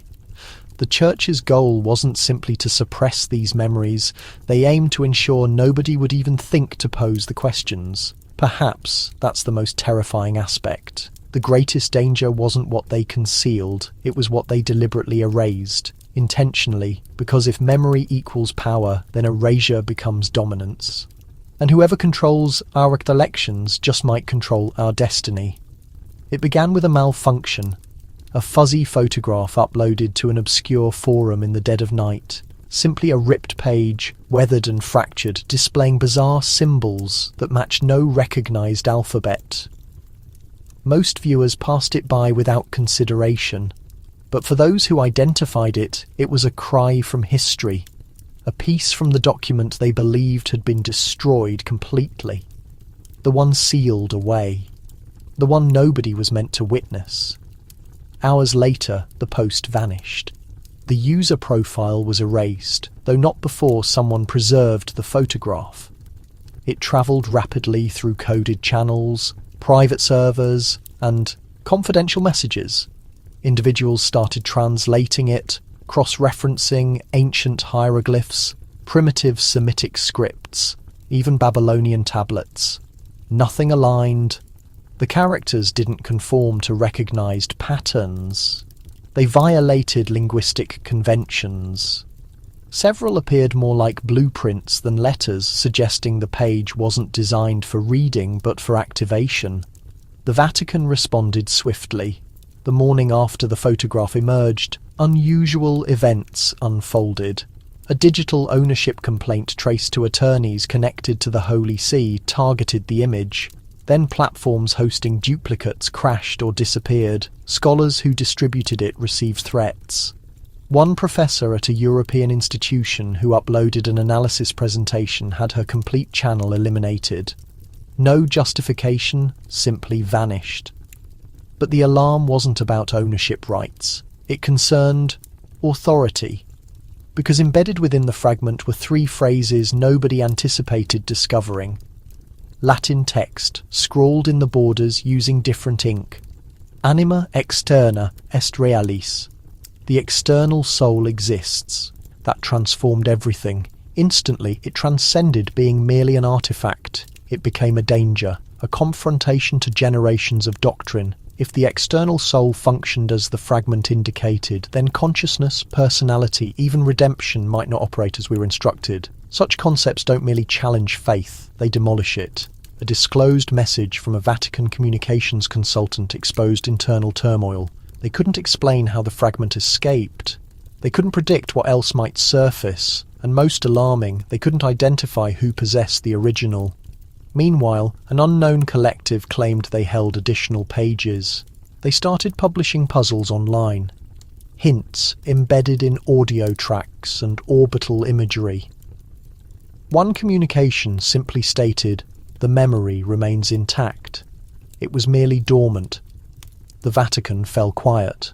But momentarily, something fractured. A fragment of forbidden knowledge entered the world. A section of a manuscript that had once been locked in darkness. And individuals observed it. Truly observed it. Nobody understands who revealed the fragment or how long they'll endure, but one truth is evident. The battle against memory continues, and certain tales resist burial. His identity was Father Matteo Darko, a reserved individual consistently positioned in the rear sections of Vatican gatherings, never speaking without invitation. He donned heavy spectacles, moved with a minor handicap, and laboured in the archival department nobody discussed.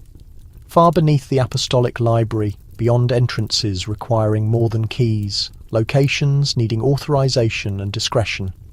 He was a document custodian, a spirit accountant, as fellow archivists teased. He indexed materials that didn't formally exist. Locked manuscripts, incinerated texts, contained artifacts that illuminated under incorrect lighting, and then existed the record, the one wrapped in darkness, the one the church never completely interpreted. It passed through his possession 6 occasions over 20 years, and each instance he documented its existence. He also created entries in a personal notebook, not electronic, not typed, pen on parchment concealed within a fake binding labelled The Histories of Saints. Weeks preceding the International Historical Conference in Florence, speculation started circulating that Father Darko had received an invitation to present. Not on the primary platform, merely a private discussion. Inconsistencies in the chronology of early Christian artifacts. But someone exposed the preliminary conference agenda. His identity appeared under a session titled Irregularities in Religious Dating, and below it, a footnote includes direct testimonies from Vatican collections. That sufficed. 3 days before the conference, Father Darko disappeared. Not retired, not transferred, disappeared. His residence was discovered undisturbed, documents on the counter, beverage still heated. No evidence of conflict. No message. The final glimpse of him comes from unclear surveillance footage. He appears departing the archive facility just past midnight, holding a leather bag and checking behind himself. The recording stops after 7 seconds. The Vatican released no official declaration when questioned. A representative merely stated Father Darko had begun a period of spiritual contemplation, but insiders murmured something different. That someone had violated procedures, that a file marked Mundus Periculosus had been checked out under his identity and hadn't been returned. 7 days later, another peculiar incident happened. An anonymous package was delivered to the residence of a language professor who had previously studied with Darko. Inside lay a single torn sheet from a personal journal, it stated. They cautioned me, but I needed to examine. I needed to understand what it signified. The chart is not symbolic. The spirit travels. Memory exists beyond the flesh, and someone somewhere is pursuing the guardians. The penmanship was verified as his. Whether Father Darko escaped, was captured or transformed into something else remains unclear. But his vanishing wasn't merely an individual incident. It was an indication that even within the most protected spaces on Earth, memory seeps. Documents slip through gaps, and when they do, the individuals who examine them sometimes vanish. It wasn't a calendar as we comprehend calendars. No months, no weeks, no Sundays or additional days. It was a helix, a circular arrangement of marks, characters and celestial alignments that resembled artwork more than chronology. But concealed within the creases of the forbidden manuscript was a chart titled The Code of Osiris. Initially, it appeared like ornamental mysticism, amber ink spiralling outward from a central symbol, but then someone observed the intersection points. They corresponded to solar eclipses, not random eclipses, ones that hadn't occurred yet. When the manuscript was supposedly created, a Jesuit scholar attempted to interpret it using Gregorian comparison charts. Nothing corresponded. The dates became misaligned. Some spanned centuries, others indicated no recognizable day whatsoever. It was as though the manuscript followed an alternative version of existence, a different structure for time. Time. One that didn't calculate from Christ's nativity or Caesar's system, but from something far more ancient, something predating even Egyptian kingdoms. One specific arc on the helix, aligned precisely with a catastrophic volcanic eruption in 535 AD. The identical eruption, some historians theorize, caused a brief ice age. But here's the mystery. The manuscript contained no year, 535 actually. It omitted complete ranges of years. Rather than counting forward sequentially, it identified time in periods of memory, ages of forgetting, instances when history was revised or eliminated. These weren't merely days progressing, they were modifications, deletions, alterations in the fabric of human civilization. One passage from the translated border stated, "Time is not progression, it is resonance and reflection. He who manipulates memory manipulates existence." The Vatican secured that portion of the document almost instantly. The scholar who made the finding was relocated, his research seized, though not before an image of the helix escaped onto a private network used by astronomers. It sparked a series of interpretation efforts. One scientist in Prague observed that specific segments of the helix matched lunar patterns, but inverted. Another in Cairo suggested that the calendar wasn't astronomical at all, but mental, that each symbol represented a shared experience of suffering or awakening. In the human consciousness, what troubled the Church wasn't merely the strange dating method, it was what the code suggested, that history is not permanent, that someone or something had previously altered time and left guidance in cipher, not to forecast the future, but to remind us of a past we no longer recall. There exists a hypothesis that the Code of Osiris was an instrument for re-entry, a method to return into timelines that had been disconnected to experience what had been removed. But interpreting it carries danger. Because once you begin to perceive how time curves, you start to sense the modifications in your own memory. You begin to recognize what's absent, the identities you once remembered, the locations that never entered the records, and you understand maybe time didn't forget. It was instructed to. They assumed it was merely ornamental, small stellar symbols distributed across the manuscript's borders, like star patterns drawn by a distracted scribe. But someone detected a sequence. A few symbols correspond to recognized constellations, Orion, Sirius, and the Seven Sisters. Only they weren't positioned where they belonged. Not for the heavens of 3000 BC, not for any documented Egyptian system. When they mapped the locations using contemporary stellar software, the findings made no sense. The sky the manuscript portrayed had never been real, unless you reverse the timeline much, much further. The stars move very gradually across time. Astronomers call it precession, Earth's slow wobble that shifts our view of the cosmos across centuries-long cycles. Using this celestial dance, researchers can reverse engineer ancient skies, revealing what our ancestors witnessed millennia ago.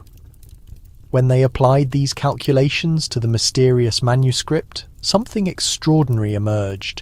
The star patterns didn't align with 3000 BC as expected.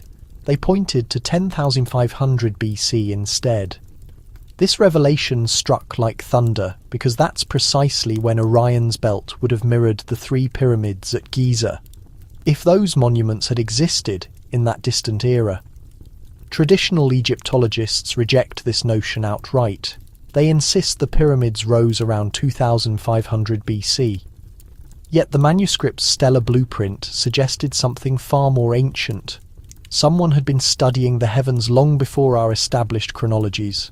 Someone had recorded these observations with such accuracy that only direct witnesses could have captured them. The star map was just the beginning. The document contained ceremonial instructions demanding specific cosmic conditions. Particular invocations required solstice eclipses. Others called for alignments between Sirius and some celestial body now vanished from history. Researchers repeatedly tried matching these requirements to known historical periods, but nothing synchronized. Then they pushed further backward, past established dynasties, beyond Mesopotamia, into prehistory's supposed void. There the pieces began fitting together. The ceremonial timing matched celestial events from over 12 millennia ago, predating written language, agriculture, and everything we understand about civilization's birth. This discovery begged a crucial question. Who were these ancient record keepers? The manuscript identified them only as the first observers. They governed not through royal power, but through stellar wisdom. They constructed no monuments reaching skyward, because the heavens already descended to commune with them. One section called them architects of memory. Another claimed their settlements mirrored celestial patterns so the stars would never forget Earth's existence. If accurate, this document isn't Egyptian at all. Egypt may have inherited these teachings, preserved them, and built its culture atop a vanished predecessor.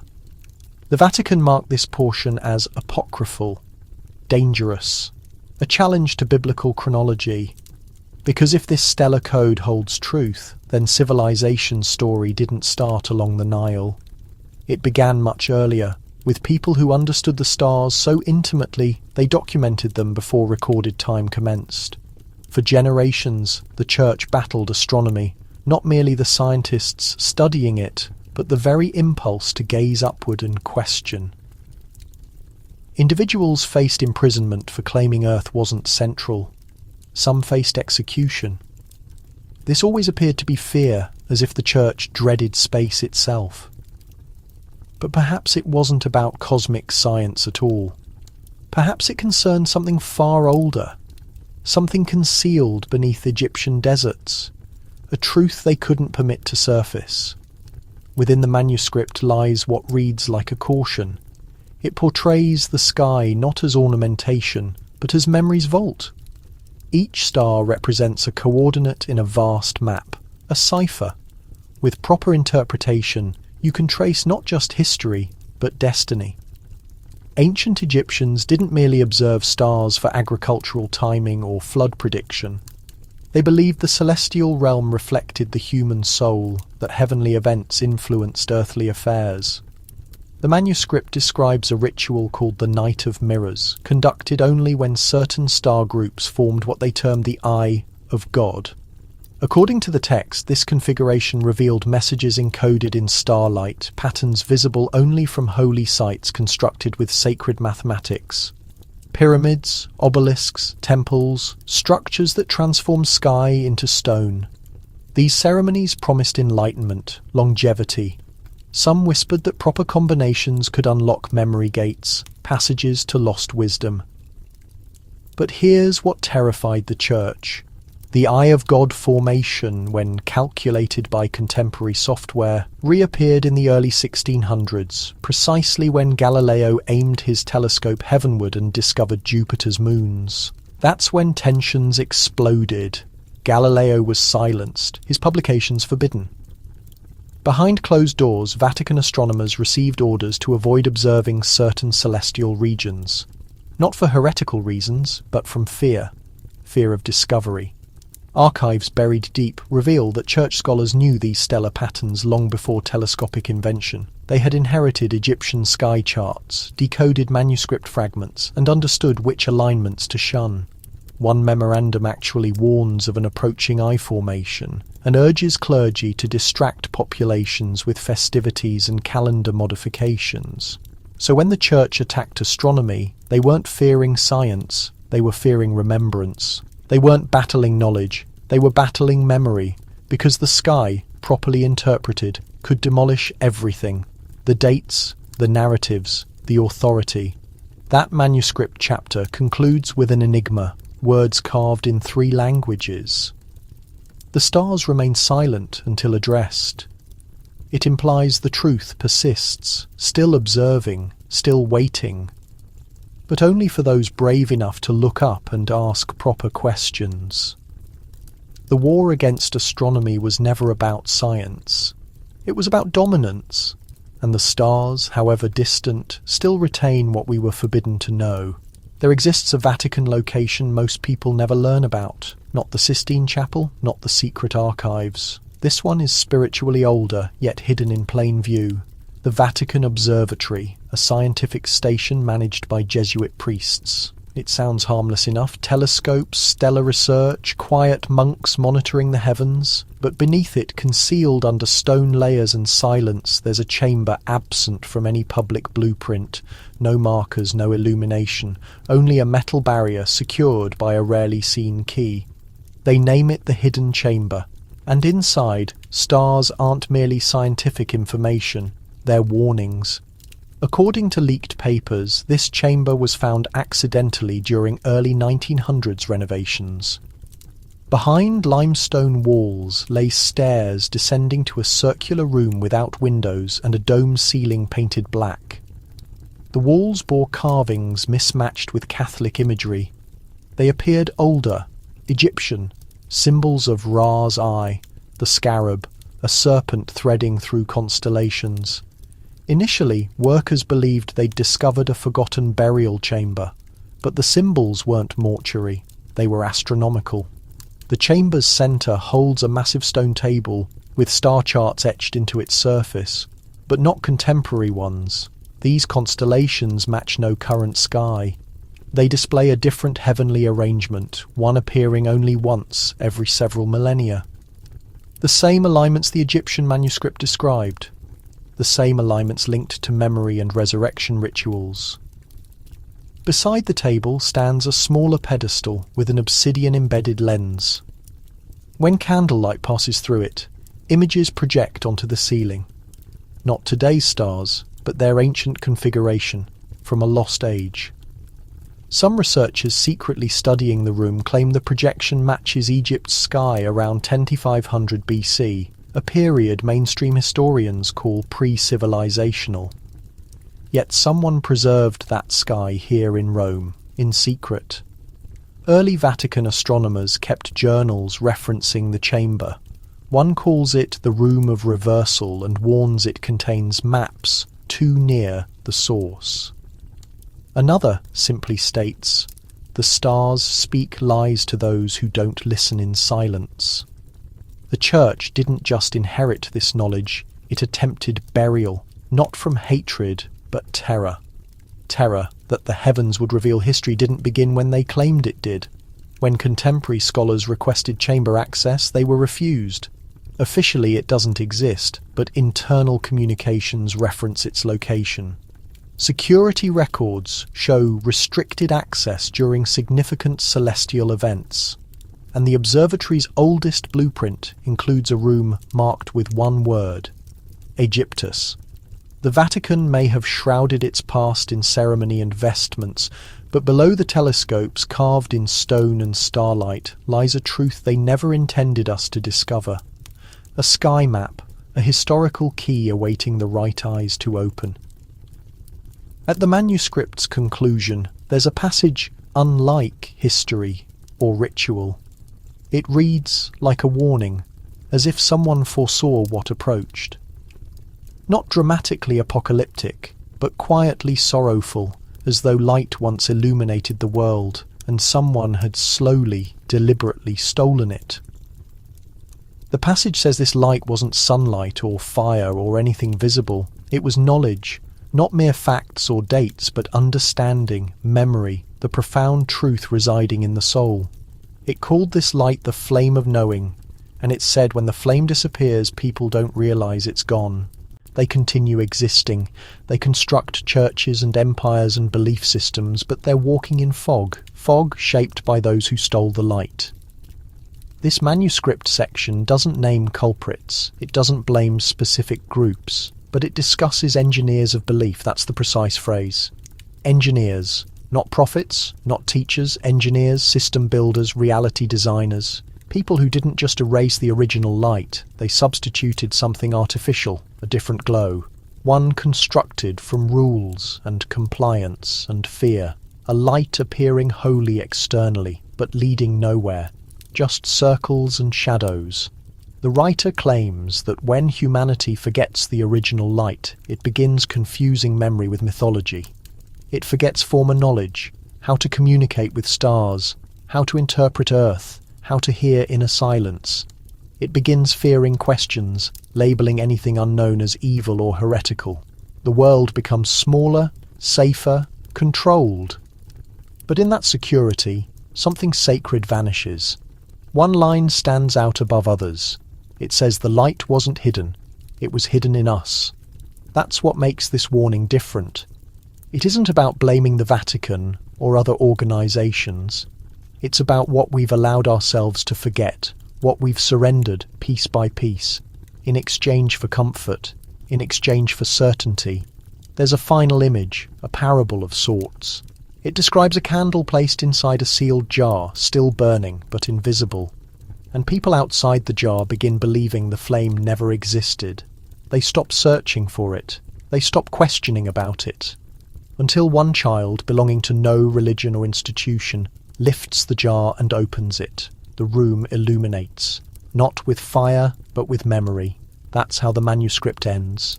Not with commands, not even with hope. Just quiet observation that truth isn't dead. It's only waiting. Waiting for someone to remember, for someone to notice the fog, to reach through it and feel something warm still glowing beneath. That light was never lost, just stolen, and only from those who stopped searching. In the manuscript's final pages there is no prayer, no chant, no curse, only a drawing. It's rendered in fading red ink, as though copied from something much older. The lines are precise but peculiar, curved in ways seeming almost alive. Initially it resembles a blueprint or perhaps ritual diagram, but extended observation reveals changes. Some see a tomb, others a cathedral, some witness both simultaneously. At the page's top, it's labelled in a language matching nothing else in the manuscript. But beneath, someone had scrawled a Latin translation. Porta Ultima, the final gate. The diagram's structure is layered, like steps descending yet spiralling inward. It begins above ground with what appears to be an Egyptian temple gate, tall, narrow, column-flanked. Behind it lies a chamber shaped like a Christian crypt, complete with arches and what seems an altar. Deeper still, the lines twist into a labyrinth, with chambers labelled not with words, but symbols. Suns, moons, serpents, eyes. One chamber differs. It's perfectly circular, positioned at the very bottom and surrounded by markings belonging to no known culture. Inside that circle is a single phrase, written in the same red ink, locus excitatio, the place of awakening. Nobody knows where this place exists. The drawing provides no coordinates, no map. But strangely, when researchers superimposed it over certain ancient floor plans from Egypt and old cathedral blueprints from France and Italy, eerie similarities emerged. Not perfect matches, but close enough to raise questions. Too close for coincidence. One Vatican document references it only once and very vaguely. It calls it a heretical synthesis, a fusion of pagan architecture and sacred geometry meant to mislead the faithful. But then it adds a curious note. Access forbidden, guard at all hours, as if they weren't just hiding knowledge, but hiding a door. The manuscript never reveals what the Chamber of Awakening truly accomplished, but clues suggest it served a purpose beyond simple worship, a realm where truth could be reshaped or reclaimed, where the veils of faith might be stripped away, where the spirit could witness not merely its identity, but its journey through time. Perhaps it was symbolic, perhaps just legend layered upon older legends. Yet the manuscript's conclusion seems intentional, not theatrical, not final, simply one last symbol left exposed, like an open dare or invitation. Between Egypt's ancient bones and Rome's weathered stones, the symbol suggests a threshold that remains. Not barred, not secured, just overlooked. A final passage meant not for terror, but for those bold enough to question where the journey truly ends. The manuscript's final page stands nearly empty. No artwork, no lengthy ancient inscriptions. Only a few words etched in rushed ink, as if never intended for discovery. It states plainly, the portal refuses stone, demanding only a key forged from flesh and consciousness. Nothing more, no context, no guidance, simply that phrase. Most interpreted it metaphorically, a lyrical expression meaning wisdom springs from within. But hidden in the margins of a Vatican translation document lay a scholar's anonymous note. Brief yet unsettling, not symbolism. The ultimate ceremony demands a breathing conduit. Throughout other sections, the manuscript describes rites involving artifacts, items shaped from stone or preserved in crystal. But this final segment speaks of something different. A human being, someone living, someone unknowingly harbouring a fragment of vanished knowledge within them, not in their blood, but in their consciousness. A buried resonance, a reality that was erased from the world, yet somehow endured within one mortal existence. It doesn't explain how this individual is selected, or how they would recognise their burden, only that they must recall something the world was forced to abandon, something so ancient that time itself attempts to reject it. A word, a tone, an emotion. No one can say. But the manuscript maintains the ceremony functions only if the key remembers, not believes, remembers. The Vatican's reaction to this passage was unprecedented. They didn't simply archive it or classify it restricted.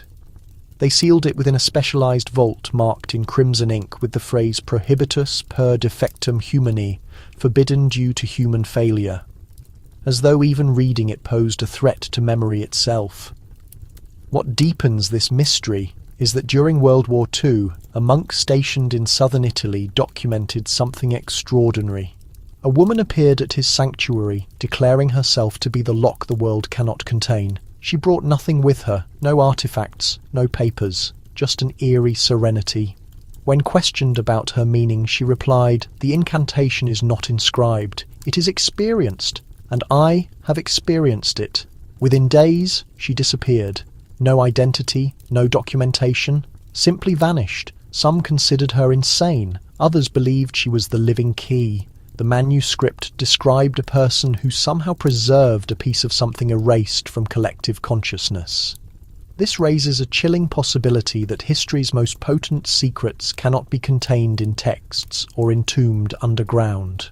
Because sometimes the key walks among us unseen, concealed in a stranger's gaze, or a vision you cannot explain, or a recollection you've never possessed, yet somehow recognise.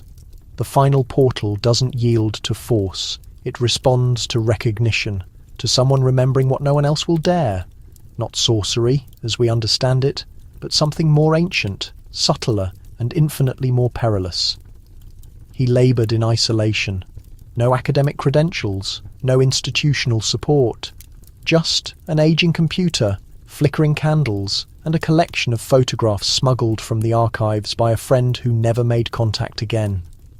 His name was Matteo D'Angelo, a linguist, a college dropout, and according to some, the final person to read the complete manuscript. Matteo wasn't the first to attempt translation. Dozens had tried partial sentences, poetic fragments, or isolated symbols. Most abandoned the effort. Some lost their sanity. A few disappeared entirely. But Matteo persisted. He believed the manuscript wasn't merely a chronicle of ceremonies. He suspected it was a warning or instructions, perhaps both. He kept everything disconnected, printed every sheet, plastered his apartment walls with notes written in Latin, Greek, and something unidentifiable. He compared it with Coptic prayers, Egyptian burial texts, and early Christian writings that had long been withdrawn from public access. Day and night, he laboured with shaking hands and muttered invocations. After 6 months of isolation, he transmitted a message to a contact in Prague. One line: "It is complete, but it must never be spoken aloud." That was his final communication. 72 hours later, Matteo was discovered dead in his home. No evidence of break-in, no injuries, no violence. Just an overturned chair, a shattered mirror, and every page of his translation reduced to ashes in his kitchen basin. His computer was gone. His phone had been erased. The sole remaining clue was a single sentence scratched in black ink on the interior of his front door. "If you utter the truth in the forbidden language, time pays attention." Police ruled it a stress-related collapse. Friends called it suicide, but those familiar with his work saw it differently. They believed Matteo had achieved the impossible. He had translated the entire manuscript and faced the consequences. An anonymous message surfaced on a hidden forum days later. It suggested Matteo had unlocked not just translation, but resonance. That the words weren't meant to be comprehended in contemporary terms, but to awaken something primordial within the listener. A frequency, a memory, perhaps even a catalyst. The message vanished within minutes. The account was deleted, but someone preserved a copy. Matteo had uncovered something the Vatican feared more than the book's actual contents. Not the spells, not the diagrams, but the language itself. The original tongue that existed before Scripture. A rhythm of vowels and sounds that didn't describe reality, but moulded it. Words that remembered the world before time was measured. He had written that once the manuscript was voiced completely, even in whispers, it could never be reversed. And now nobody knows where his translation rests or who else might be studying it. It began quietly. A blurred photograph on an obscure forum. A single page from the lost manuscript, uploaded without explanation, watermarked with a symbol few could identify. Initially, nobody gave it credence. The script appeared too archaic, the ink too weathered. But then someone noticed a line matching a forgotten Coptic hymn. Another discovered a diagram reflecting the sacred mathematics hidden beneath a Ravenna church floor. Fragment by fragment, the silence fractured. Within days, the image had penetrated the internet's deeper recesses. It wasn't mainstream, wasn't viral, but it was spreading like underground roots. Scholars who'd spent lifetimes buried in libraries were suddenly corresponding at midnight. Historians who once mocked legends were re-examining maps and ancient astronomical charts. A linguist from Alexandria posted footage claiming the manuscript's symbols weren't Egyptian at all, but something far more primitive. She insisted the patterns weren't merely writing, they were blueprints. Then came the clergy. Initially they denied everything, just speculation, just fantasy. But someone within the Vatican leaked an internal document. It was dated years earlier and marked confidential. It cautioned about a fragment from an unclassified text that could undermine doctrinal stability if released. The document used the same term found in Matteo's burned notes, lux perdita, the vanished light. That's when everything changed. A Jesuit academic in Argentina defied protocol and published research about ancient ceremonies paralleling the Mass. He claimed they were discovered in tombs once protected by Amun's high priests. A monk in Ireland abandoned his monastery and publicly stated that the early church had concealed scrolls proving they didn't originate the resurrection concept. A bishop in Prague quietly requested retirement, then vanished completely. The pattern was accelerating. But it wasn't limited to academics. Artists began creating strange imagery without understanding why. Poets started composing in symbols they swore came through dreams. Teenagers began making videos, comparing Egyptian rituals to Christian sacraments, and posing questions nobody could answer without rewriting history. And beneath it all, people started remembering. Not information, not chronology, but sensations. A conviction that something had been stolen, that memory had been carved away and substituted, that the narratives we were given weren't false, they were incomplete. The church reacted. Press statements, interviews, carefully orchestrated silence. But it was already too late. The fracture had expanded, and once illumination enters, it doesn't retreat. Something had transformed. The world remained unchanged, but the inquiries had evolved. And inquiries are difficult to eliminate. It didn't conclude with revelation. There was no final chapter that clarified everything, no momentous discovery that resolved it all. What emerged instead was stillness. Not the stillness of concealment or terror, but the kind that gives you pause, as if something just beyond perception awaits your attention. And for those who pursued the path, who examined every fragment and deciphered every hidden passage, an unusual sensation began to emerge. What if this manuscript was never intended for complete translation? What if it wasn't designed to be comprehended through sight alone? The final page appeared blank, or so they assumed. But under specific illumination, under precise conditions, faint forms began to emerge. Not characters, not symbols. More like reverberations, configurations that matched nothing in any recognized language, yet felt recognizable. Like a memory almost within reach. A sound you've heard while dreaming, a thought that isn't yours, but somehow belongs to you. Some believed it was the key. Others claimed it was the lock. The deeper people searched, the more the manuscript seemed to resist. Not by concealing, but by revealing excessively. It didn't narrate a story, in the conventional sense. It hinted. It indicated. It awakened. And across different regions of the world, those who had once dismissed it began to sense it. Not the terror the Vatican had predicted. Something older, something unnamed. There were accounts of people sharing identical dreams. A flame without warmth. A voice without sound. A door constructed from mirrors that opened inward rather than outward. Artists began depicting it.